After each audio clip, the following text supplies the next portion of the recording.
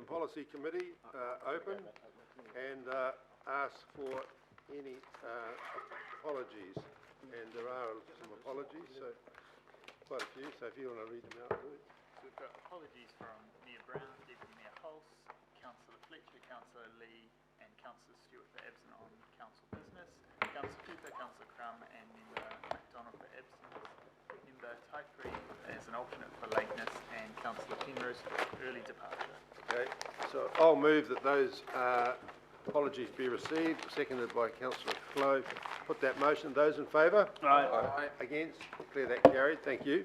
Declaration of interest. There are no declarations of interest being received. Does anyone have any declarations? No. Confirmation of minutes. I'll move that the minutes of the Regional Strategy and Policy Committee held on Thursday the 7th of April this year be confirmed as a true and correct record, seconded by Councillor Penrose. I will put that motion. Those in favour? No. Against? Declare that carried. Thank you. Next item is petitions. There are no petitions. No public input. We did have one request for public input, but that matter has been put off until next month. Local board input. There's no local board input. We have no extraordinary items of business and no notices of motion. So we now move to item number 9, and we hope to get this item finished by 10:10, past 10, when we will adjourn for the event, the CRL sod turning event at the bottom of town, bottom of Queen Street, which starts at 10:30, goes through to 11:30. And then we will come back to the town hall. Councillors ask you to come back and have lunch at 11:45, and we should be able to resume about 12:15 for the remainder of the. Could have it all finished, Mr. Chair. Well, we may. Okay, we'll see if we go. Okay. Brilliant cheering on your part. So, this is the first item. That you can see that there's a willingness around the table here, maybe to move some of these items through reasonably quickly. And this item bids has been the subject of 2 workshops. That's right. Where the first workshop was a number of issues raised. The officers went away, worked on those issues. Now they've come back, and they came back at the second workshop. And I think the matters that had been matters of concern raised at that second workshop were actioned. And I think now that the document, one of the concerns was, and Councillor Cooper was concerned about it, led that aspect, was the thickness of the document, number of pages, and you can see, councillors, it has now been considerably truncated, so we have a far more slimmed up version. And Ms. Alistair will be, can you give us any introduction, and we'll move into moving the motions. Thank you. Look, in the interest of time, just a very quick introduction. Just remind the committee that the Budget Committee back in the LTP process approved a new operating model for the bids program, which is just a fancy way of saying how the council staff will support the bid program and implement the policy, and also asked the bids team to go away and review the policy. Like you said, Chair, there's been considerable information gathering and workshops done with not only councillors but the local boards involved and also the business associations that are part of the bid program. A number of concerns have been taken on board, and the policy, as you pointed out, is now a very much slimmed down version, operating more at a principles level than more the detailed operational document that it was previously.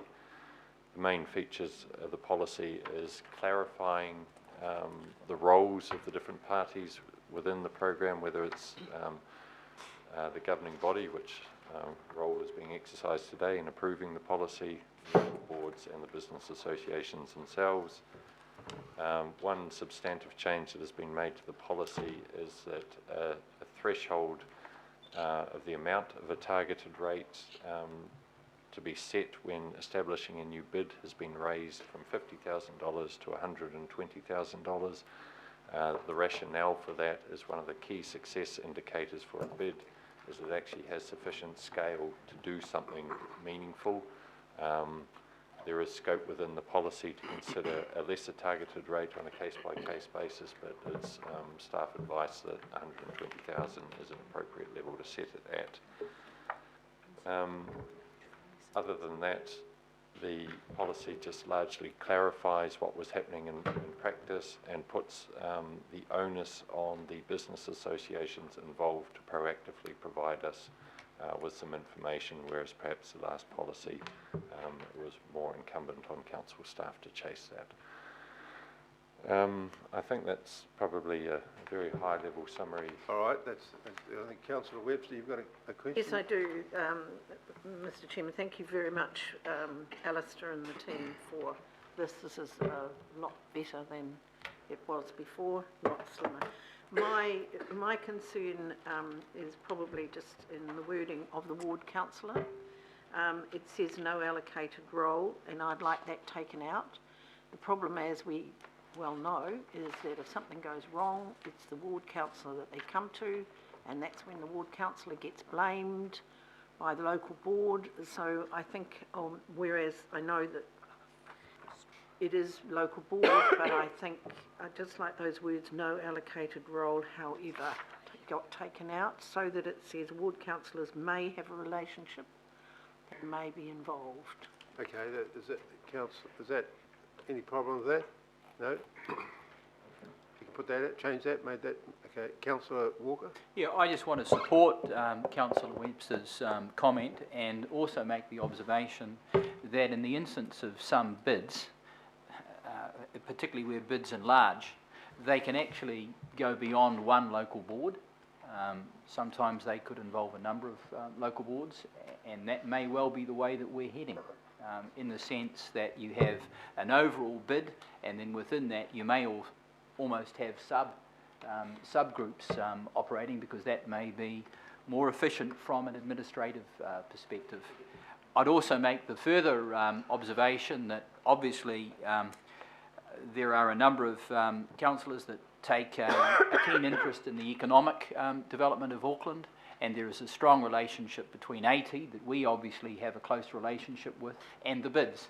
So I don't see any way that councillors should be taken out of the picture. We've got an abiding interest.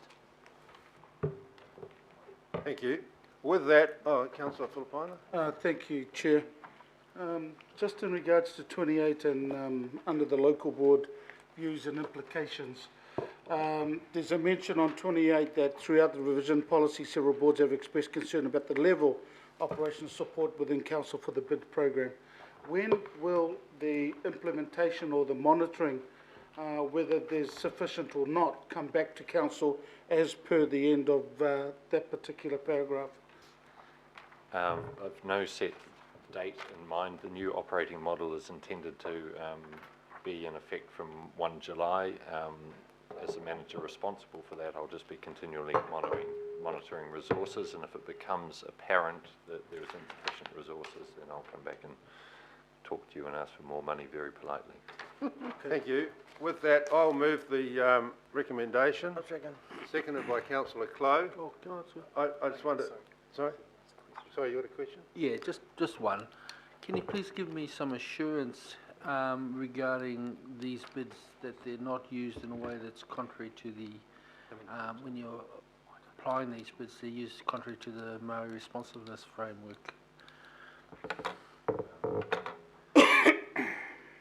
I guess the focus of the policy is to encourage an annual meeting between the business associations involved and the relevant local boards to try to agree what the work programs and the strategic direction of the business association will be that receives funding in the bids program. It will be incumbent, I guess, on the local board in that instance, supported by council staff, to provide advice to the business associations that what they're doing is actually contrary to council policies.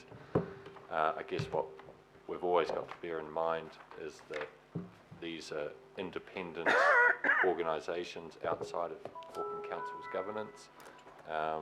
So how they use their funds is largely determined by them, although it cannot be used for activities that council is already undertaking.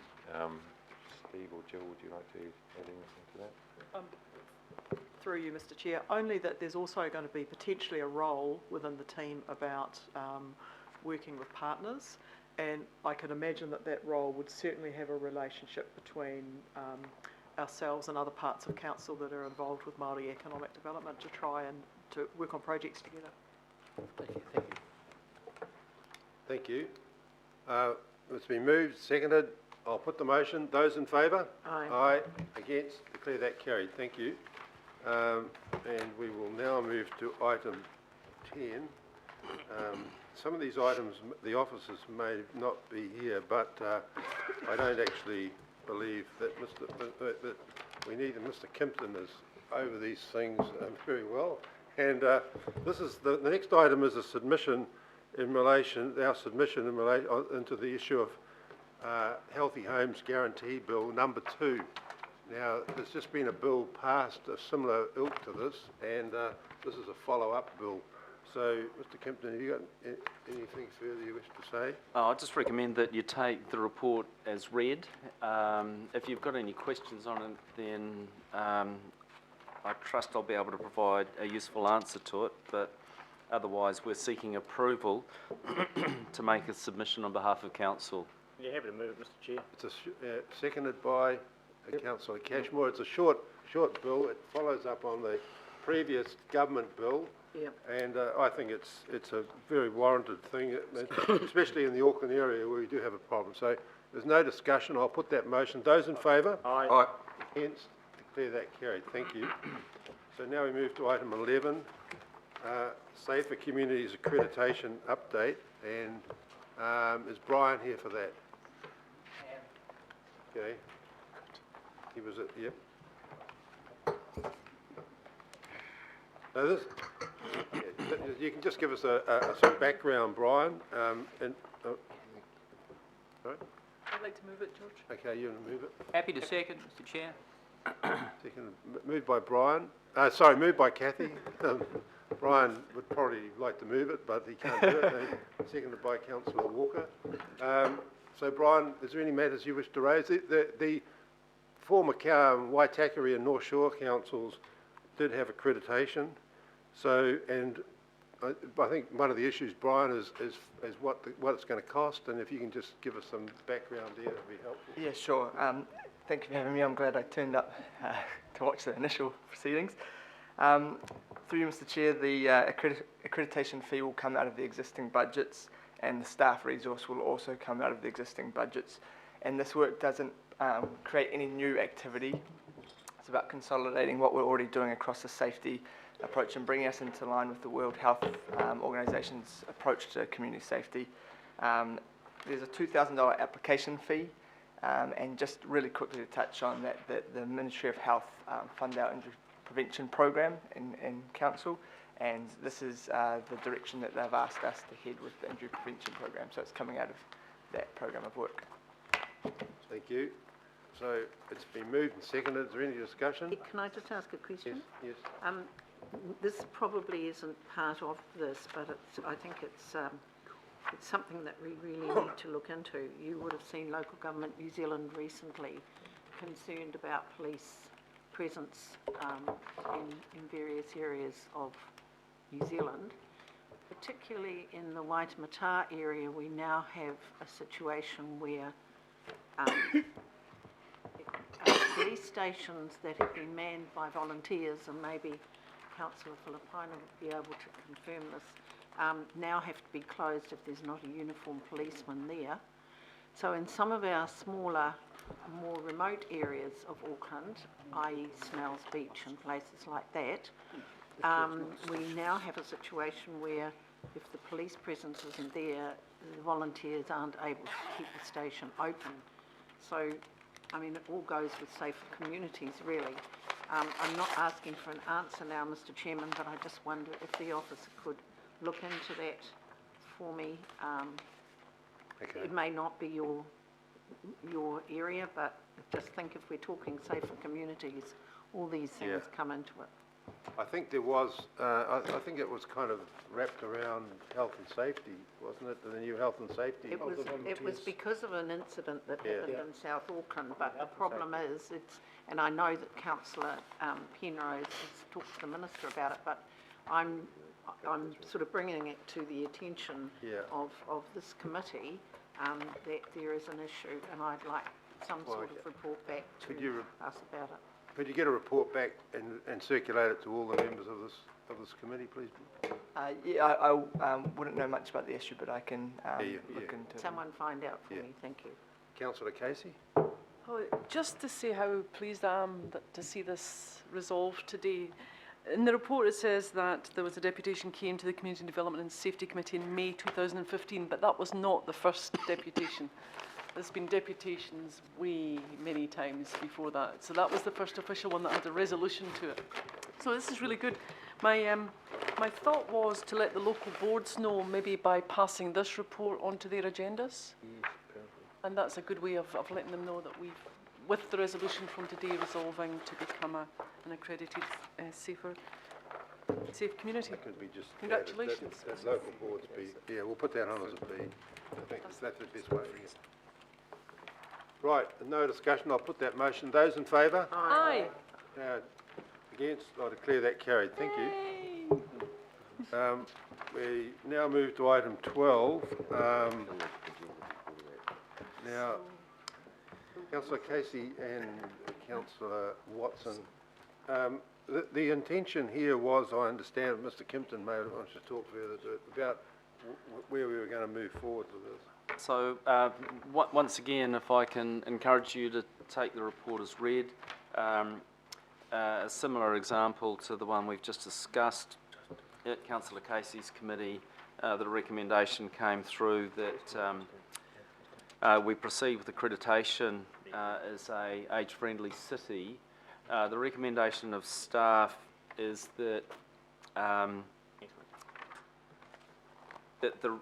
and I'll just read the recommendations here, that this committee agreed to investigate becoming a World Health Organisation age-friendly city, and that this committee requests staff to provide an analysis of the potential benefits and cost and implications or obligations associated with that. We felt that that was an appropriate recommendation to understand what we're actually signing up for. And Councillor Casey has also proposed, have we got it up there? No, it's I'm going to move the original recommendation, if there's a seconder. Yeah, I'll second. Second by Councillor Nye. Councillor Casey, it's only going to be, how long will it get before we get this back? The end of this term? By August? In terms of doing that piece of work, I think that it would be appropriate to set a target before the end of the term of this council. We'll say August. August. July, It won't be July, it'll be August at the earliest. Yep. September's too late, isn't it? Have we got a committee meeting in September? We do. I think that September is a more likely deadline. So would you be happy with that, Councillor Casey? No, I might speak to my amendment. Okay, well, I'll move that it's been seconded. Councillor Casey's put the amendment on the table, which is there at the moment, seconded by Councillor Watson. Councillor Casey, you can speak to that, please. It's really, there's 129 days to the election, and whether the report comes or doesn't come, and the last, we've just seen, it wasn't just a year for us to become a safe community. It's probably more than 2 or 3 years, as I recall the submissions. So it's about, we know what this is. We've heard from Age Concern, Grey Power and the Seniors Panel through the annual plan, through all kinds of plans actually, through the Seniors Panel, through their various submissions. So we know what this is, and we know how beneficial it would be to Auckland, so that why don't we say as this council, just in case, come September, other priorities come to the fore and it doesn't happen, we can say to the new council that this committee does support it in principle to continue the evolution of this. So it's just a bit more surety than the 2 that's up there. So I'd add an A, so we support in principle, then we continue to do the investigations B and C. So that's all it is, support in principle. Doesn't tie us into anything except support in principle. So I look forward to everybody supporting that. Thank you very much. I think, Councillor Watson, do you wish to speak to your member? Yes, thank you, Mr. Chair.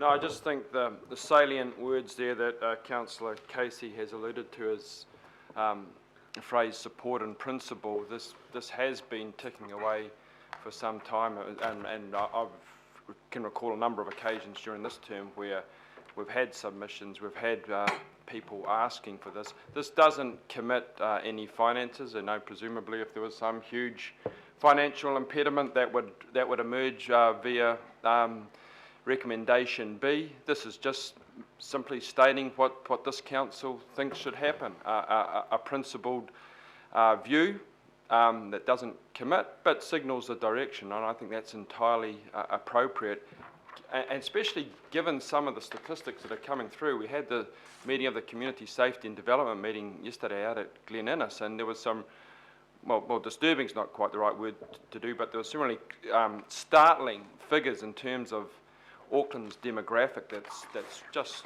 on the rise. In fact, it's here now. So to be delaying or to be sort of putting things on hold is entirely inappropriate given the veritable tsunami of aged persons that are coming through to Auckland. And what Councillor Casey's amendment does is signal that we're aware of that, and this is an entirely desirable development that of course will be subject to the usual evaluation by officers. So I urge people to support it. Thank you. Thank you. Look, I don't support the amendment at this stage. I mean, we've been told by Mr Kimpton that this will come back by September. I don't think it's unfair or to have that time to get some feedback from our officers in relation to the potential implications, benefits and obligations. That work should be done. I think as a council we've got to be prudent, and so I ask that we wait until that work comes back to the council. Any other speakers? Yes, Mr. Chairman. Yes, Councillor Webb. I'd like to ask Mr Kimpton a couple of questions. Mr Kimpton, is this on our list of things that we should do? It's not currently on your policy program. Okay, so how many Sorry, Councillor Webster, I'll also invite Graham Bodman, who was one of the authors of this paper, to join us now. The timing of this morning's caught us a little bit by surprise. Right. But Graham, can you add anything further to that? It's not currently on our policy program. The Community and Social Policy team is looking at, and you'll find it in the attached report, and paragraph, I've turned the page now, apologies. Paragraph 7 of the attachment to this committee's report, that the Community and Social Policy staff are carrying out work into issues facing older Aucklanders, and staff advise that Council will be in a better position to decide whether to progress the Age-Friendly Cities accreditation once that CSP team has completed its work. So that's the current position of staff communicated to the Community Development and Safety Committee, and forms part of the background to our recommendation today. So can I ask Mr Bodman then, how many pieces of work have you got on the go at the moment? Well, through the Chair, first of all, this is a piece of work that's led through our Community and Social Policy team, which actually is Katarina Markey's team, but she isn't able to be here right now. But my understanding is that her team has got some work underway, as is outlined in paragraph 7 of the attached report, and that that work will inform analysis to enable a report back by September. So I think Dean's right to say it's not strictly on the work program, but there's other work underway which will enable us to be able to provide a report back. Thank you. Mr Chairman, I'm going to vote against this, and the reason why is because I just get very concerned about the workload that council staff have, the workload that we've got to do between now and September, and the fact that, you know, this is all very well being brought here. I won't say what I'd like to say, but anyway, and I just think we have, well, by people who didn't even vote for the budget. But I mean, no, I'm sorry. I'm sorry. You said to say it, so I'm saying it. We have more and more work on this council. It's a very wonderful idea, and I know that ex-councillor Richard Northey is sitting there hoping that we will go ahead with this. But as Richard will know, the amount of work that we have to put through, we put staff under more and more pressure. The work is being done in a different area on this, and I just think at this stage, we shouldn't be going ahead doing this at this stage. I'm not saying sometime in the future, and I'm talking from, I know the demographics of the city, I'm one of them, but I just think there's other things that the staff need to be doing. Thank you. Councillor Walker? Sure. I'm supportive of this move in principle, and I'd refer councillors to point 5, which details some of the things that we need to do, and I'm assuming that this goes to this report. Work collaboratively with older people and across the older person sector. Develop a baseline assessment of how age-friendly Auckland is currently. Develop a 3-year citywide action plan based on the assessment's findings. Monitor progress against the action plan. Now, I would have thought that this was largely stuff that we would have been doing anyway, just in terms of progressing this, and this goes to a number of the things that council is doing. They're not just things for council, they're things for Auckland. And the Auckland plan that we had that covered off issues of age friendliness was a collaborative process. I would suggest that if there are issues with staff, resources, that we engage with Age Concern, Grey Power, other organisations in this area who could assist us. I do not think that our own issue around resources is a reason not to advance things, particularly when this kind of strategy is essentially a collaborative strategy. And if organisations out there that represent older people are interested in committing to this, and my understanding is that they are, then the council should be committing as well. And we should be working collaboratively with them, identifying what the things are that we need to come up with, and asking them if they're in a position to assist us, because they have the networks and the like, and they have resources in this area. And I just wonder whether we're going to hear from some of the people from that sector that are here today. Thank you. Councillor Darby? Thanks, Chair. Well, in principle, I support the motion of supporting in principle, but I won't be supporting the motion. And I guess I want to understand this in the context of our strategic framework, and that needs to come forward, and I think the A and the B pave the way for that. But I'm particularly interested in looking at the strategic framework that includes our Auckland Plan Directive of putting children and young people first. Yeah. And are we, the question not to be answered now, Mr. Kimpton, but when this report comes back, are we a signatory to the UNICEF Child-Friendly Cities initiative, for example? I don't know whether we are or we aren't. But if you look at our strategic direction and putting children and young people first, that's what we all agreed to, why maybe are we not going down that track first? And where does this course sit in the strategic framework? I need to understand that. And if it does fit, then I'll be supporting it. So we'll undertake to include that in any analysis. I think the view of staff and around the table, these initiatives are worthy. It's understanding how they fit in the context and what the obligations are that we're signing up to that associated with that, and we just haven't done that piece of work, and that would be our recommendation to you. Councillor Cashmore? Thank you, Mr. Chair. We need to look after all Aucklanders, whether they're our more senior citizens like Councillor Webster and Councillor Brewer, or the younger people such as myself and Councillor Darby. And we're all important. and we've all got to make sure that we get as much as we can on the front foot for helping as many people as we can. But let's do the work to understand what's involved. Support the intent, but let's understand exactly what it means to sign up to these things. Thank you. I'll now put the amendment. My division. By division. on mental age. Division. Councillor Nye. Aye. Councillor Brewer. No. Councillor Casey. Yes. Councillor Cashmore. No. Councillor Clow. Yes. Councillor Darby. Against. Councillor Philippina. For. Member Taipiri. For. Councillor Penrose. No. Councillor Quacks. No. Councillor Walker. Absolutely.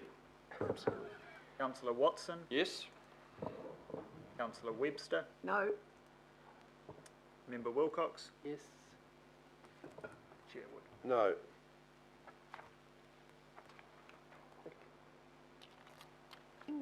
Carried. Yes. Thank you. Right. Cheers down there, mate. Principal didn't lobby me hard enough, obviously. With that, I will, I'll put the substantive motion now. Those in favour? Aye. Against? No. Hear that? I'll The voice, carried on, it wasn't carried, it was, failed on the voice. Recorded against. I'll put it again. Those in favour? Aye. Against? No.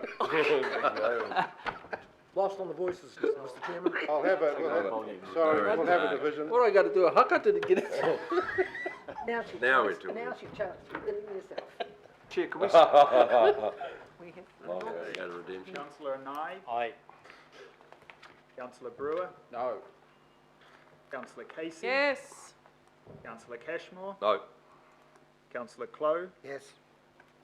Councillor Darby. I want clarification, I can't see the motions. The substantive motion is all three motions now? Yes. Yes. Councillor Philippina. Aye. I told you it was carried, George. Member Taipiri. For. Councillor Penrose. No. Councillor Quacks. No. Councillor Walker. Yes. Councillor Watson. Yes? Councillor Webster. No. Member Wilcox. Aye. No. Carried. Have another vote, we're getting more each time. Thank you. I clear that carried. Thank you. Progressive. We now move to item 13. Have you got any update on? What's item 13?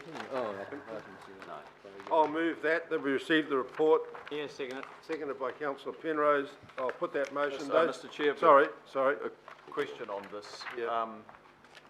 Mr. Chair, at the last meeting, I pointed out the absence of the smoke-free policy review being on the Forward Work Programme. Yeah. It's now there at 2.7, but I've found out this was supposed to be coming to us in June. Members, you'll remember we agreed, May was it? Thank you, Councillor Webster. This was highlighted last year, and the Cancer Society spoke to us, many other parties. This has been a big issue for Auckland. I've found out, Mr. Chair, that this review is on hold because information went to the local board chairs meeting and they didn't want to deal with it before the election, something about further consultation. Now, it surprises me that we are the body that decides the direction, and we will work with our local boards for sure, but I would have expected this committee to be informed of any issues that the staff might have uncovered, and for us to decide the direction. And I'm asking, Chair, that this matter actually comes to the next committee meeting. Here. This is the work of this committee of council. If there are issues, let us know about them.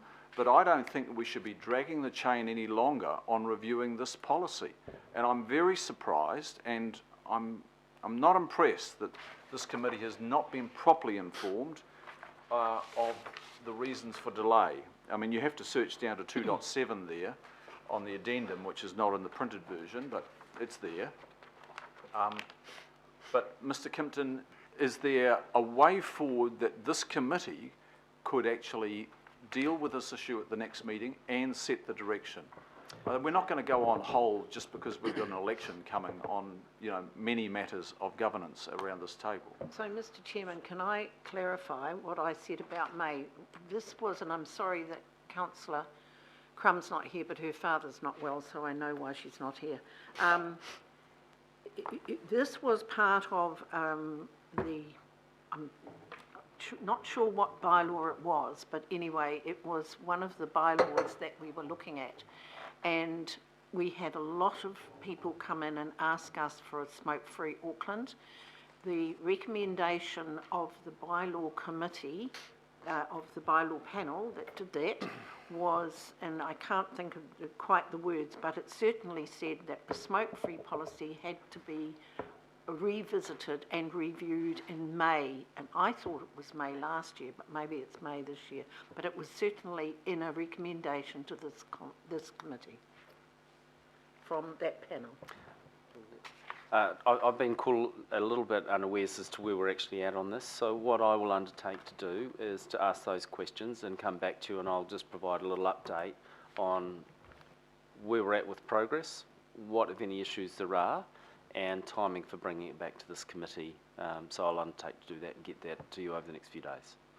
I actually spoke to Michael Sinclair yesterday about this specifically, and he indicated that, as Councillor Darby says, that the local boards had raised concerns that they wanted to be involved in the process, and well,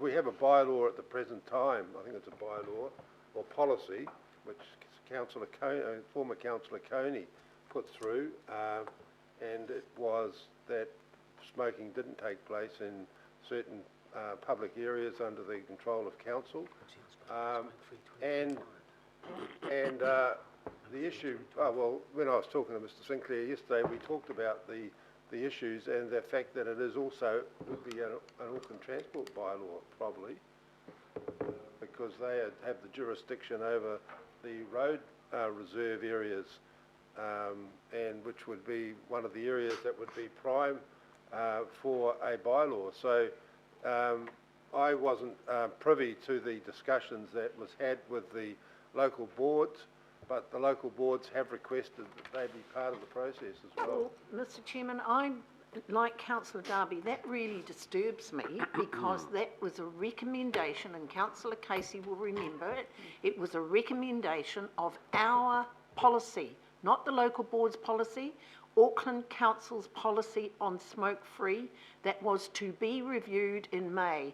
And what I would have thought would happen is that we would review it as a governing body, and then we would go to the local boards for consultation, not the other way round. And yet again, we are cut out of the process. Yet again, it's gone to the local boards, and sometimes one wonders whether which part of the dog is wagging the tail. Councillor Yeah, thanks, Mr. Chair. And Councillor Webster's actually right. I was on that panel too, and it was going to come back to the governing body.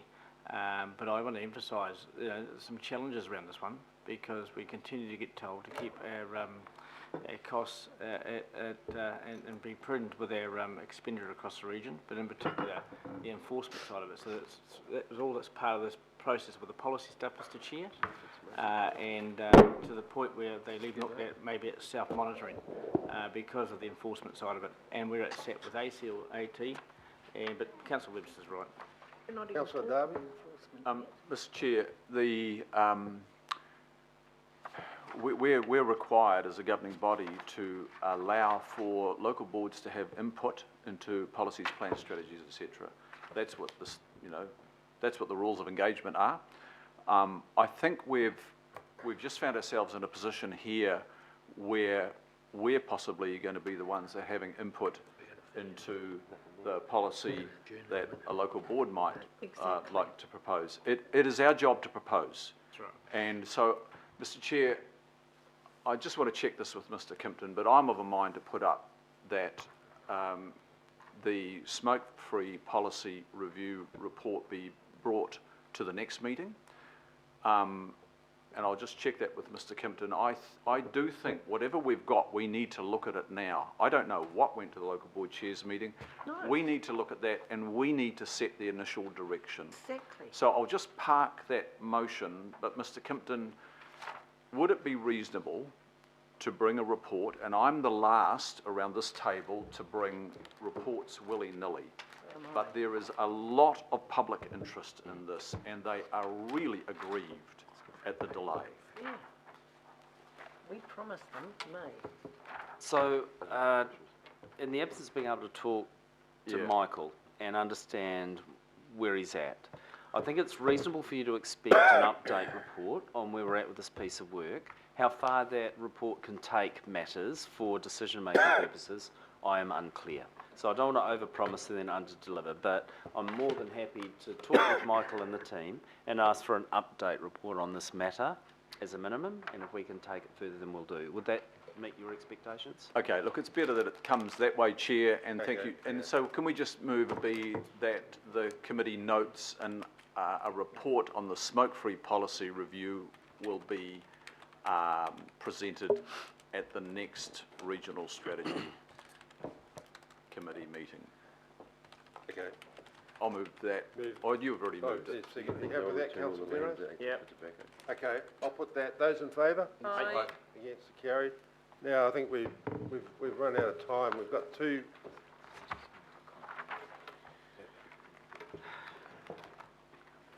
So I'll move that we go into confidential, but we'll straight away after that adjourn.